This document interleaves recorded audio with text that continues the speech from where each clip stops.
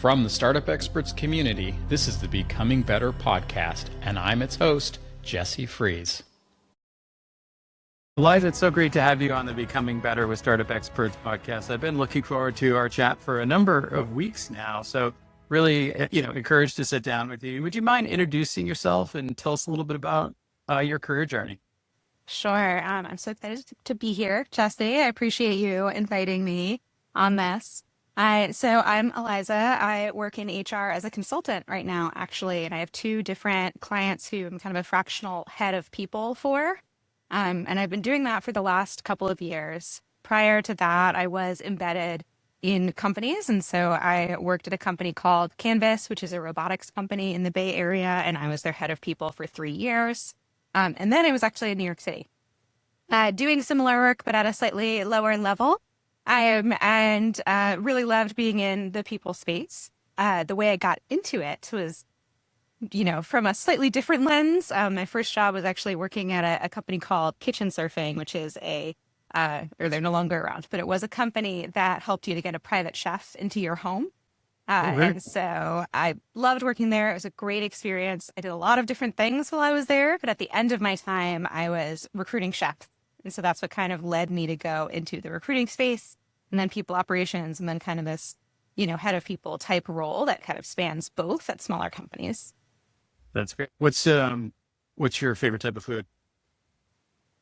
I mean, if I had to eat one thing for the rest of my life, it probably would be cheese. I think that's a solid. Good. There's a lot of variation. That's an ingredient, but yes. It's a food. You don't think it's a food? I love cheese. I don't know. I think that's a tough question. There's so much good food out there. Do you mean like a type, like a type of food? No, that's good. I'll let you off the hook. Cheese is a great choice. We often have this conversation at our household of what would I take to that desert island? Whether it's food, a book, or a movie, or what have you. But yeah, cheese is very versatile. So good choice. What else?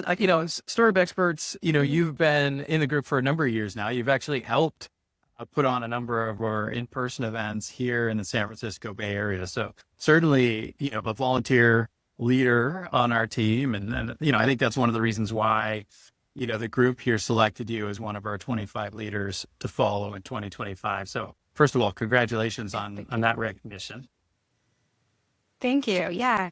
That's great. It was a great thing to hear. And I was surprised, but always excited to get that type of thing. I mean, I think, as you said, I love working with Startup Experts. I just actually finished out my cohort with the Leadership Circles, which I highly recommend anyone either join or be a leader of.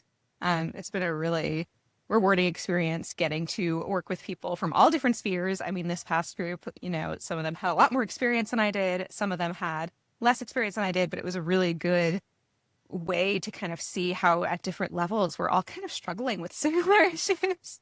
And it's so fun to really lead those groups and get to have, just the way we can kind of as a leader, you can kind of control how the conversation flows, and all of that is really enjoyable for me. So beyond the kind of just the work I do with my clients, I really like to be able to do that and to work with the community in that way. Yeah, no, that's so great. I love the feedback that we get from that private leader circles. I share often during the new member orientations that I believe that to be perhaps our most popular program within the group. Yeah, it's great. And there's always so many people who are in it, and the conversations can be so useful for those people to learn and grow. I've been doing HR Part 2 for the last couple of cycles, but I kind of miss HR Part 1 too. And working with people who are a little bit, fresher and haven't gone through the circle already. Yeah, no, that's great. Amazing to think that you got selected earlier in the year to be celebrated for this honor. Is there anything that you're really excited about that you've learned recently that, has kind of helped you become a better leader, better teammate, better human? Oh, interesting. I think it was very useful being in the group and kind of hearing how different people are trying to restructure how they're looking at HR.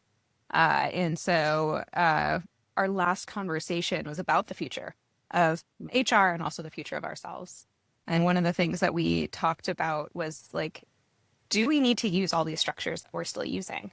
Those are things like performance reviews, engagement surveys, and all of the stuff that comes along with that, right? Like the things we've been doing for 50 plus years. Are they still relevant? And what will it look like in 20 years? And maybe not a specific learning, but just the realization that other people are dismantling stuff and trying something new. And that's something that I can do, right? Too, is to dismantle, try something new, see what happens. And so it's just that kind of, I think, support maybe, that's an option for how we lead this function.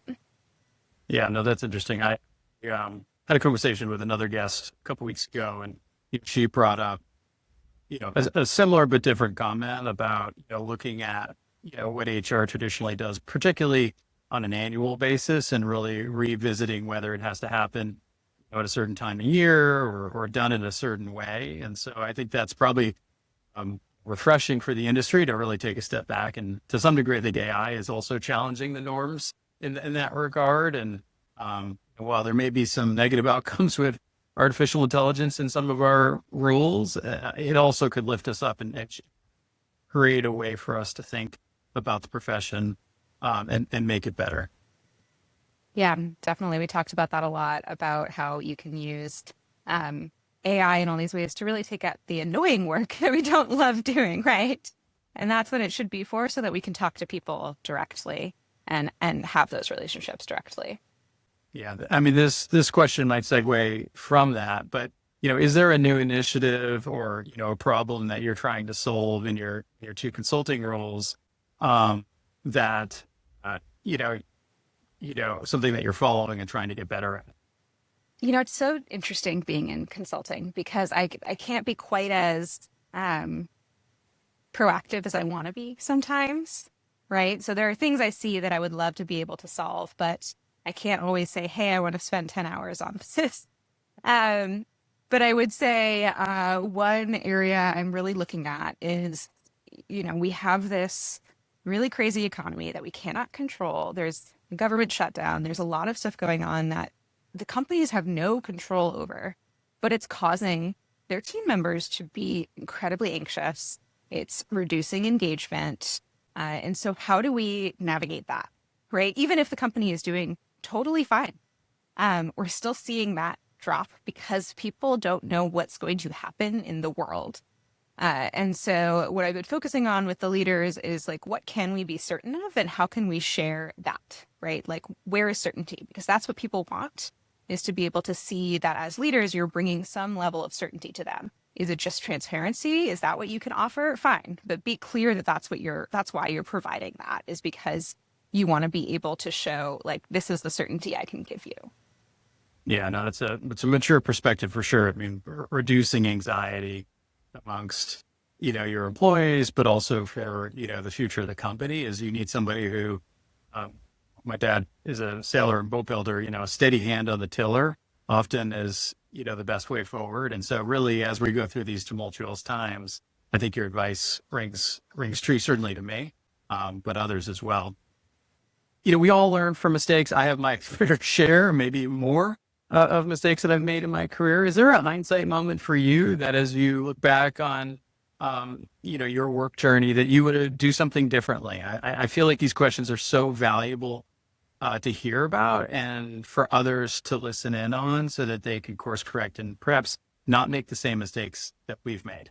The biggest lesson I have learned is to speak up, ask the dumb questions, and don't be afraid to do that. I would say that I look back and I see times when I didn't speak up and I saw something that I thought was not going to go well, but because I wasn't as experienced or whatever, I didn't say anything.